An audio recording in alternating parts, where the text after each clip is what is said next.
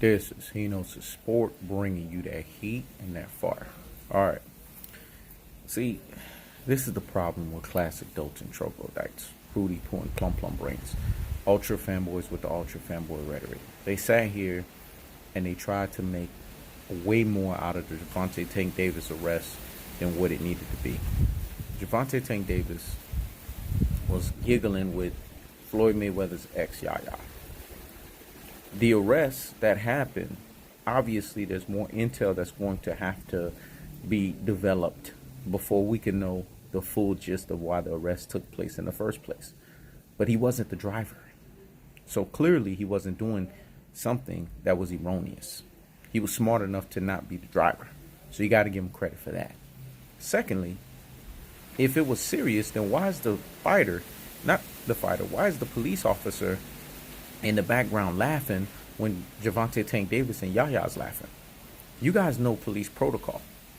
Police officers, whether you're a celebrity or not, if you're under the influence of substance, they're going to do a breathalyzer. This is just the way they roll. They're going to arrest you. They don't play that. But they didn't do that with Gervonta Tank Davis. So what are we talking about here? We saw a police officer turn his face to the side and started laughing.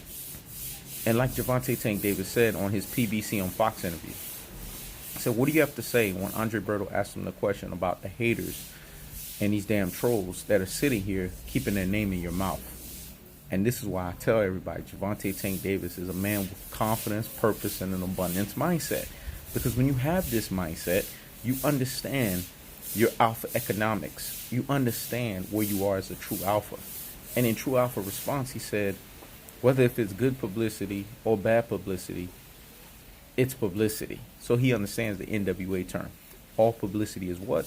Good publicity. Let me say it again. All publicity is what? Good publicity. Because even at my level, and he knows the sport little level, I understand. I get it. And like I tell everyone, you're not doing something right if you ain't got no haters. Gervonta Tank Davis has plenty of them.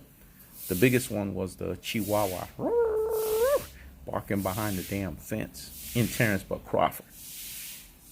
Because Terrence Buck Crawford was mad that he didn't have a performance like that against Chihuahuas Gamboa.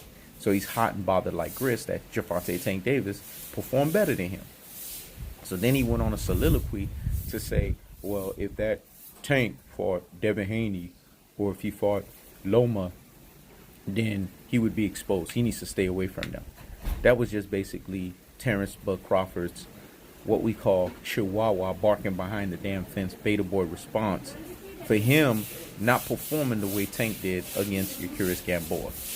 We know that Chihuahuas Gamboa is known for turning Terrence Buck Crawford's bow-legged stance, because he was once a bow-legged human being, into a straight-legged human being because he stanky-legged him. And Terrence Buck Crawford didn't want to give Gervonta Tank Davis credit, because from one boxer to the next, you say, you know what? He performed well. He performed under the bright lights. If there was anything that I could criticize in that fight with Gervonta Tank Davis, was one time when he looked to the side. He wasn't even paying attention. He looked to the side in the ring, and he looked away to the right, and then he got hit. In him getting hit a few times, those shots could have made him fall. They could have faltered, but he admitted it. And this is what I like about Gervonta Tank Davis. He admits stuff. He said, man, I ain't going to lie. What did you learn from that? I learned that if I got hit that way, I could have fell. So I'm not going to repeat that again. Give the fighter credit. This is what people have to do at their truest and their most prosperous level. Gervonta Tank Davis understood the full weight and the full magnitude of him making sure he doesn't make that mistakes anymore. But what did he also say in the PBC on Fox interview?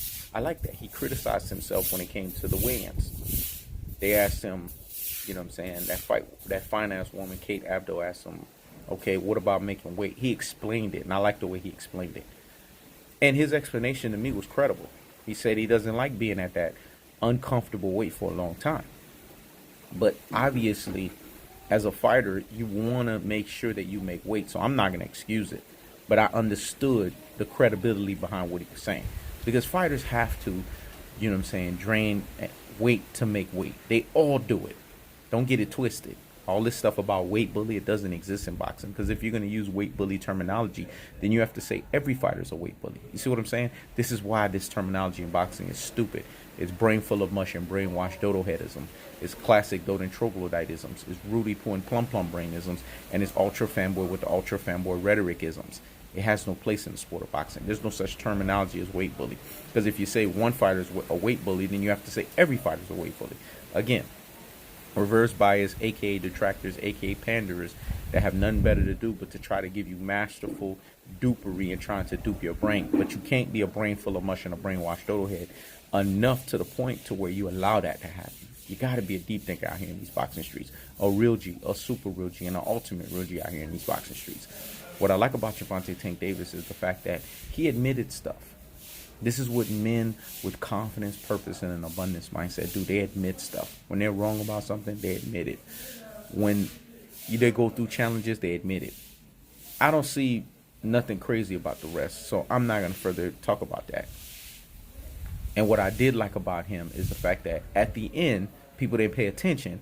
But unless you pay attention, unless I have to remind your ass. Let me say it again. Unless you missed it and didn't pay attention, unless I have to remind your ass. He said him and his team is working to find bigger fights. See, I was going to start being the one to criticize Gervonta Tank Davis because he's my guy. But I was going to criticize him because I keeps that same energy, dog. Let me say it again. I keeps that same energy. And you guys saw it on PBC on Fox. Go look at the interview, January 11, 2020. It's on PBC on Fox YouTube channel. Gervonta Tank Davis has 3 witnesses. Kate Abdo with her fine ass, Andre Berto, and Keith Thurman. And in front of the 3 of them, he said, we're looking for big fights. And he's going to bounce between 130 to 135 within the next 2 years. Don't take my word for it. Gervonta Tank Davis out of his own mouth said it. So basically, he's going to be looking at the Leo Santa Cruz and all of these other fights. Now, people say, oh, Leo Santa Cruz, who is that? See, these same Mexicans, they go against their own fighters. We know Leo Santa Cruz is punch drunk. He's not even 30 years old yet, but he can't make out all his words. But like Gervonta Tank Davis said, he's been at that level longer than him, at that stage under the bright lights, being the champion that he is. So I don't see why that's not a big fight. Gervonta Tank Davis tried to make the fight with Tevin Farmar, but they didn't want that free smoke. So this is why I don't hold Gervonta Tank Davis, you know what I'm saying, to a criticism like other people do, because he's out here trying to do his damn thing. And then he made a good point about Yuriorkis Gamboa. He actually made that in relation to Zab Judah and the Danny Garcia fight. Because Danny Garcia went through some tumultuous situations against Zab Judah. And it's like the Nonito Donaire fight against Nayo Inoue. Some old lions, they don't want to get put to sleep. So because they're old lion and they're trying to challenge themselves, these old lions understand that it's either do or die for them. But Nayo Inoue gets credit, right? Gervonta Davis doesn't. I like the way he threw that uppercut at y'all. Because he said Gamboa wasn't trying to get put to sleep. And he warned you guys, this was going to be a tough fight because he understood the skill set that Gamboa brought to the table. And that's the truth of the fact of the matter. And folks need to start giving Gervonta Tank Davis his credit, because you heard him once again, not from He Knows His Sport, but from the GOAT's mouth, that him and his team, Mayweather Promotions, are looking for big fights. And that's enough for me to be okay and relaxed. Because if Gervonta Tank Davis didn't speak that way, and he didn't do that, then I would have started holding him accountable. Of course, I'm going to be paying attention, and I'm going to be watching from afar to see if he's going to do exactly what he said. Because it's one thing to say something, it's another thing to do it. Let me say it again. It's one thing to say something, it's another thing to do it. And if he doesn't do what he said, then I will be the first one to hold him accountable. But for right now, Gervonta Tank Davis gets the biggest what? Salute of the damn day. This is He Knows the Sport. Checking out.